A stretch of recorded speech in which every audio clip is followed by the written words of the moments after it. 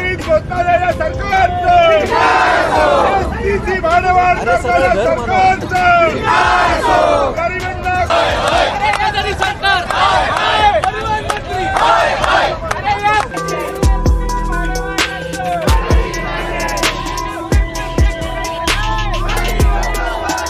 सर्वसामान्य लोकांच्या खिशातनं पैसे काढण्याचं काम लाडक्या बहीण योजनेसाठी देतं की काय?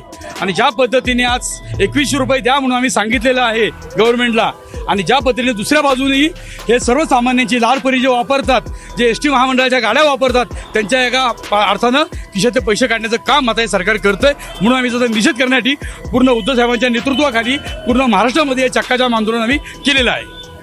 तुम्ही एकीकडे चक्का जाम करताय, जे बाहेर फिरणारे लोक आहेत, प्रवासी आहेत, तर त्यांच्या याच्यामुळे कुठेतरी हाल होतील असं वाटत नाही का? हे जनतेची कुठेही प्रवाशांची आम्ही ससे उलपट करत नाहीये.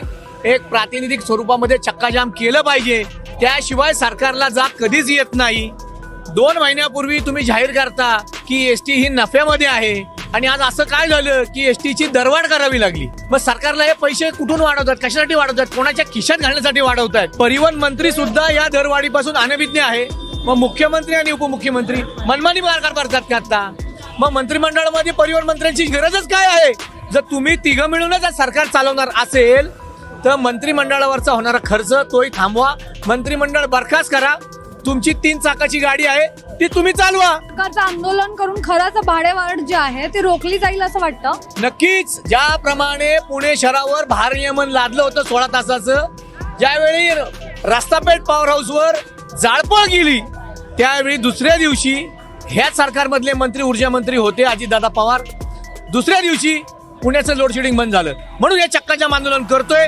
जोपर्यंत सरकारला वेठीस धरत नाही तोपर्यंत सरकार जागं होत नाही. म्हणून हे चक्काजाम आंदोलन आहे.